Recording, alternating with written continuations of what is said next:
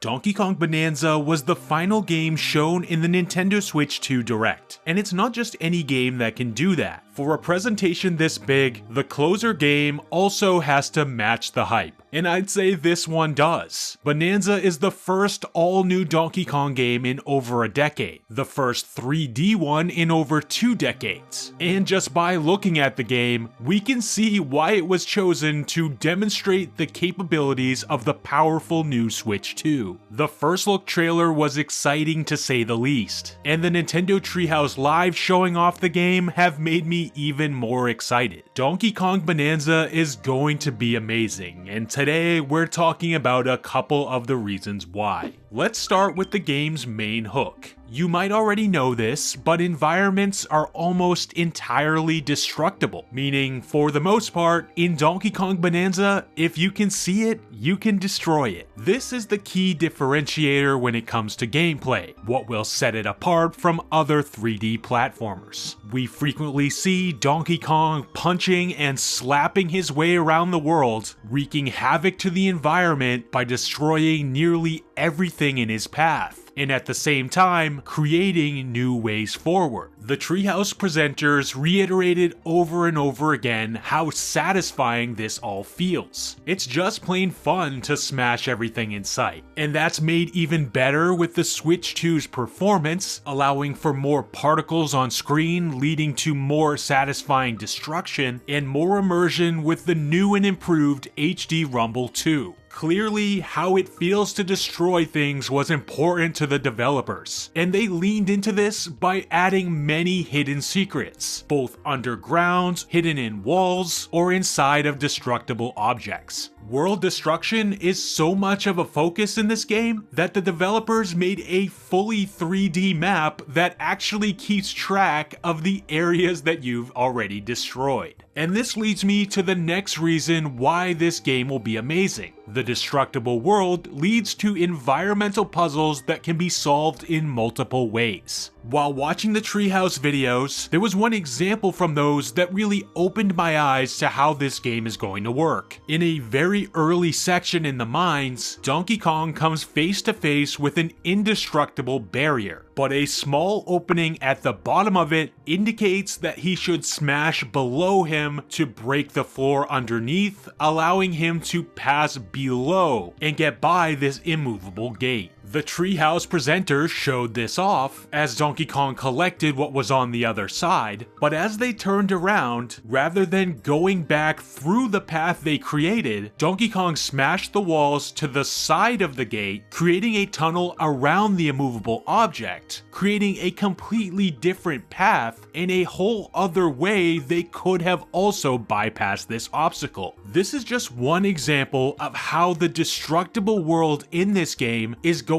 to allow for different solutions to the same problem. This type of concept is what's so fun about the newest Zelda games. No two playthroughs are going to be exactly alike, and that's an exciting thing to see in a 3D platformer like this, as there aren't many with these types of mechanics out there right now. Donkey Kong Bananza is looking to be one of the more innovative games to come out of this genre in quite a while. And while the Treehouse example was a fairly simple one, it does a good job to illustrate this concept. And I can only see it growing as we see more of the game. Another thing I noticed in the Treehouse footage was how different materials in the world have different properties. Harder chunks of stone are better for destroying things and clearing out areas, while softer mud and dirt won't be as good for that type of thing, but can stick to walls. And there are other more unique materials as well, like the shifty stone that warps reality and creates new platforms when interacted with, and the explosive boom rock, which really helps in combat with enemies and to clear out areas quickly. I'm sure there are many more materials we haven't seen yet,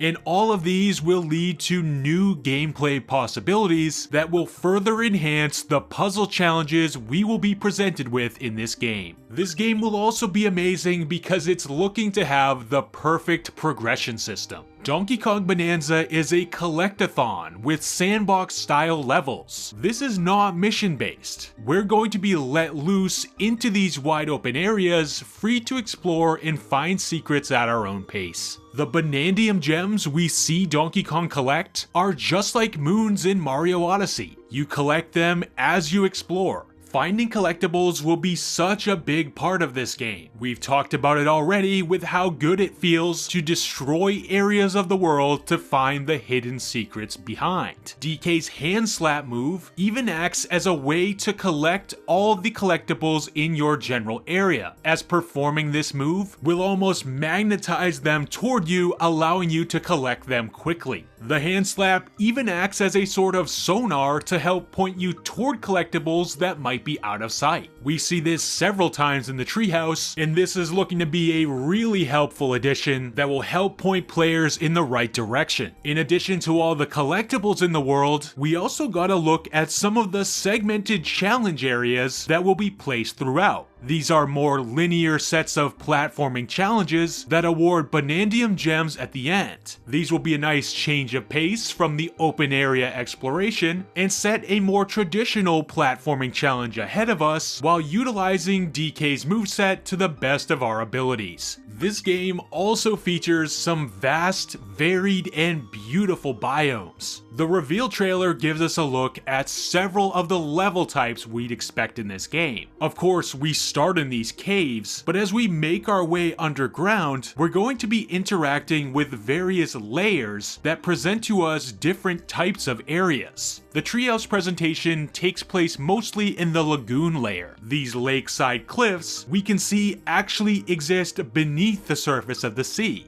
There's a full civilization down here, plus bodies of water, and a lot more. And this is just one of several different biomes we can expect to see in the full Donkey Kong Bananza game. We get glimpses of an Arctic snow world, a jungle, some savanna-looking plains, and more. This looks to be a pretty big game, with a lot of sub-levels for us to explore. And I have a feeling what we've seen so far is only the tip of the iceberg. And finally, I just want to say, one of the biggest reasons why this game will be amazing is the love and care it seemingly has for the history of the franchise. Despite this being a 3D platformer, we can see many references to the beloved Donkey Kong Country games. The trailer shows off some side-scrolling style sections and also minecart sections, an iconic element of the Donkey Kong Country series. DK has a great looking new and nuanced control ski, and one of the new moves he has is a roll jump just like in the Donkey Kong Country games. If you roll with the character, he'll keep his height and momentum even when off the ground, and you can chain this into a jump to get that extra horizontal mobility. This is a key mechanic in the Donkey Kong Country side-scrollers, and it's really cool to see it translated to a 3D platformer like this. Of course, we see barrel cannons in various locations, something that's also signature to the Donkey Kong Country platformers. And on top of this, the attention to detail we've seen so far is truly impressive. Everywhere you look in the lagoon layer, things are shaped like monkey heads. We even see Cranky Kong here for a brief section. This isn't just a Donkey Kong game for the sake of having a new Donkey Kong game. I'm completely confident that this is going to be an amazing entry in the series, and one that could set the tone for the franchise for years to come. But what do you think? Are you excited for Donkey Kong Bananza? Is there anything you noticed in the trailers or gameplay footage from the Treehouse that you thought was interesting? Feel free to share it with me in the comments section down below. Thanks as always for watching, everyone, and I hope you enjoyed this quick look about this super exciting new Donkey Kong game, one that's going to set the standard of next gen for Nintendo. I hope you all enjoyed the video, and I will see you in the next one.